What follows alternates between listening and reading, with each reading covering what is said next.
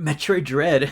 Where can I even begin? It's a game I've wanted for years, and it's kinda lame that Metroid 4 came out in 2002. Since then, throughout all that time, fans have been wanting a follow-up for what would happen to Samus, but with rumors of this game being made, the game being cancelled, and NetherRealm's sales kinda killing interest in the series, it just felt like we were never gonna get this game, and that we'll never really find a conclusion of like this saga. It also didn't help that Metroid Fusion was like my favorite game, and I replayed that game constantly, so I would constantly remind myself that the timeline ends here and that there's no game past this point. But all that changed with like the announcement of Dread back in the summer and the release of Dread in October. I know I'm very late to this whole discussion, but I do want to give my, I guess, knee-jerk reactions about Dread, my overall thoughts about various elements of the game. But please, when you have the time, check out my update video if you want to learn about the future of this channel, and also enter to a Metroid Dread giveaway, as well as let me know your thoughts about Metroid Dread in the comment section, and let's get started.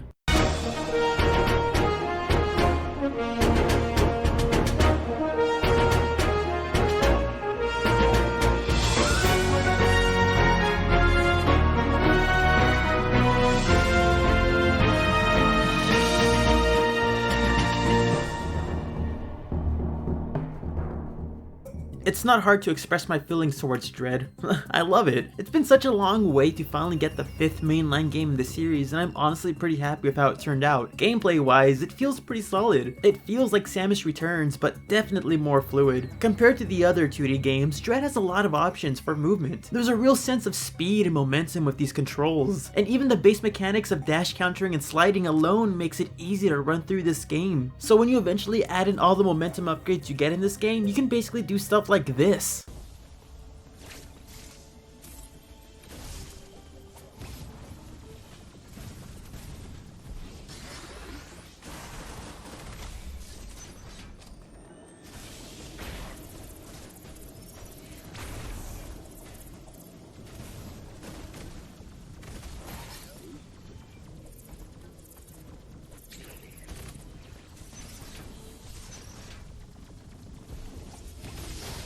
This game is so much faster than Super Metroid, and it feels significantly easier to get to these speeds. It's fantastic, and I'm not gonna lie, it actually feels great to play a Metroid game with console controls. Cause can you believe the last game with standard controls was back in Metroid Prime 2? Back in 2004? Wow! All the upgrades, both old and new, feel solid. The free aiming feels precise, the speed boost is definitely faster, and I always love the power bombs, but I want to focus on the new abilities. I think all the new upgrades are fantastic. I feel like the 2D games kind of lack a lot of offensive options for Samus, so new missile types and bomb types are always welcomed, honestly. The storm missiles might actually be my new favorite upgrade now. Being able to launch a storm of seeker missiles to multiple targets, or even better, targeting multiple times to one big opponent, it's just so awesome. And with the ice missiles, you actually get a choice, whether you want to use a hard-hitting missile for freeze effect or launch multiple mini missiles at once. Being able to choose between the two types is always a positive, having options. I'm happy they didn't stack the seeker missiles with the ice missiles, cause I thought they were really gonna do that. Same with the cross bombs too. I thought the cross bombs would just stack over the normal bombs, but no, they're a separate weapon, and I like that a lot. And the cross bombs themselves are amazing. It can clear pipes faster. It makes morphball bomb jumping really easy. And now we have a bomb with a little bit of range. An item I didn't really expect to praise too much was the spin boost, but having a double jump is so essential, and I'm kinda shocked that this is the first time in the 2D games where we get a double jump. And the spider magnet fixes so many issues I've had with the spider ball. It's not slow, you're not helpless, you can use the grapple hook with it, and limiting the type of surfaces you can use it on makes it much more usable. Aeon abilities weren't something I thought we'll ever see return again due to how specific they were to SR388. But with Samus's Metroid DNA, I think that explains why she now generates Aeon, but that's a lore video for its own time. With that being said, the Aeon abilities have been slightly tweaked. Now Aeon will automatically refill instead of needing to pick up energy for it. This slight tweak really makes Aeon abilities feel like proper upgrades. Samus Returns Aeon abilities felt very passive and limited. It never really felt like these abilities were needed to beat the game, but this game fixes that issue pretty well. But the Phantom Cloak is essential for surviving enemy zones, and the Flash Tap just makes this fast game even faster, and is essential for boss fights. And with the new mechanic of the meter refilling on its own,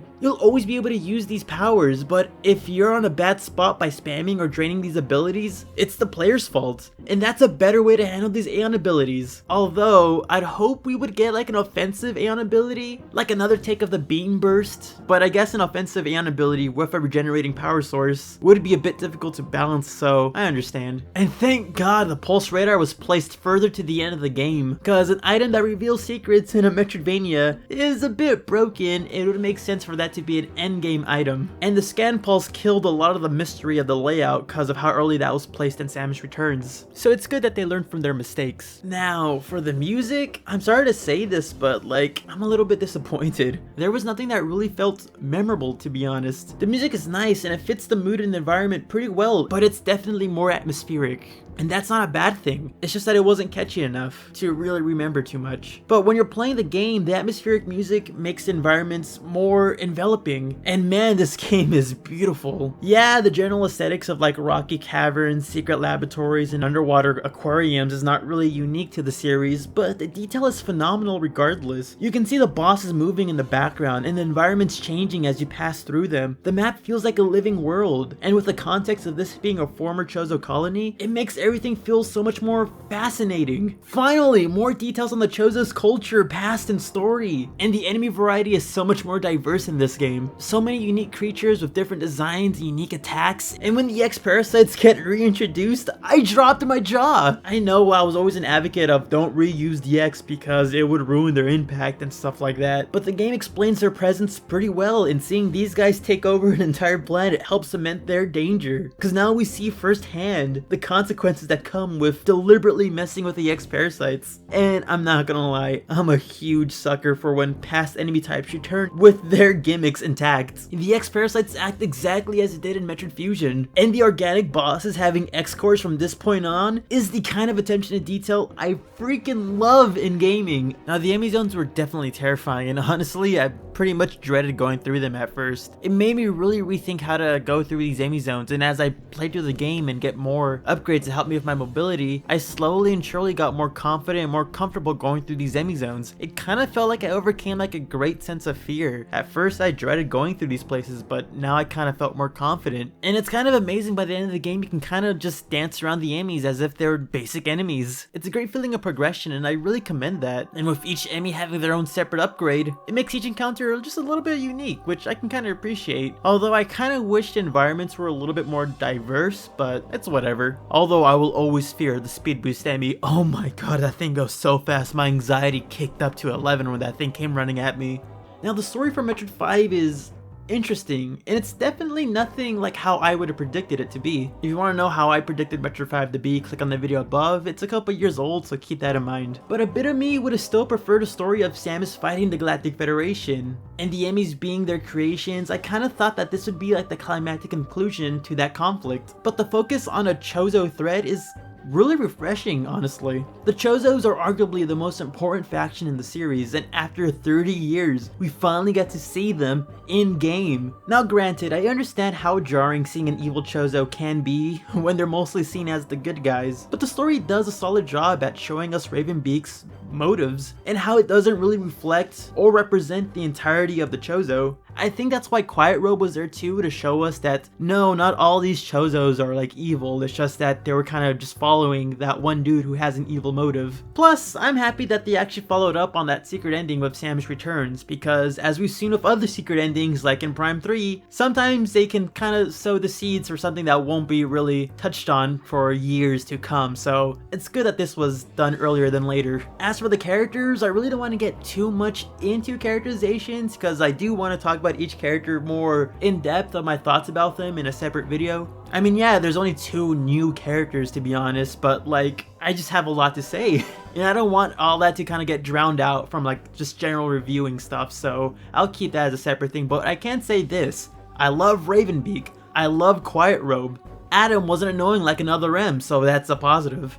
and this is honestly my favorite iteration of Samus Aran. Of course, she's peak badass in this game, I don't need to tell you that, we all know that, but I love that we see sides of Samus like her compassion and understanding with Quiet Robe, and her anger with Ravenbeak. It reminds me of how Samus acted in the manga, a compassionate person who's willing to help anyone who needs help, but it gets really mad when she's pushed. Samus is more than just a silent protagonist, and I feel like a lot of people kind of forget that with how little she really talks in game. So to finally see Samus actively reacting to things and showing emotions from the most subtle body language to the most extreme ways makes her feel like a genuine character. And the real beauty about this is that the game is able to do this without boring monotone dialogue explaining what exactly is Samus thinking at every moment so that we know. And the baby.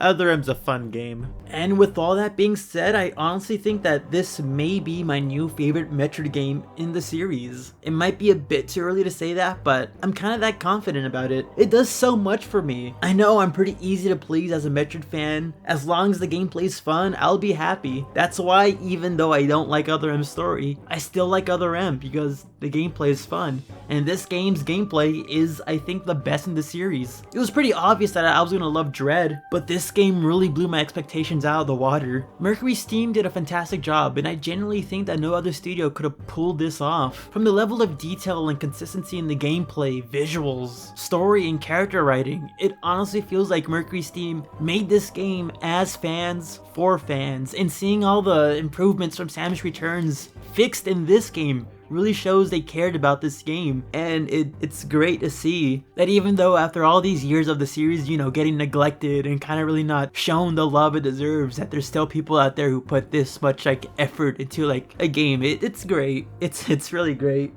This game's fantastic. I really do love it. It has its flaws for sure, and I didn't really talk about the flaws too much, but that's because they're not really big enough to really talk about. But of course, that's kind of just my opinion, and I want to know what you guys think. It seems like it's universally agreed that this game is fantastic, and it lived up to the years of anticipation, but that's just a general consensus. I do want to know what you guys really do think. Like, do you guys actually like all the details? Do you guys think it could be better, it could be worse? You know, just opinions. I've recently announced a Patreon, so if you're interested in supporting the channel, check my page out. Answer the survey in the description below for a chance to enter for a Dread giveaway. Please check out the update video that I'm linking up above if you guys want to know what's up with the channel. And with that being said, I'm the Metroid Trainer. I hope we all have a new year. I hope we all enjoy Dread, and I'll be catching you guys next time.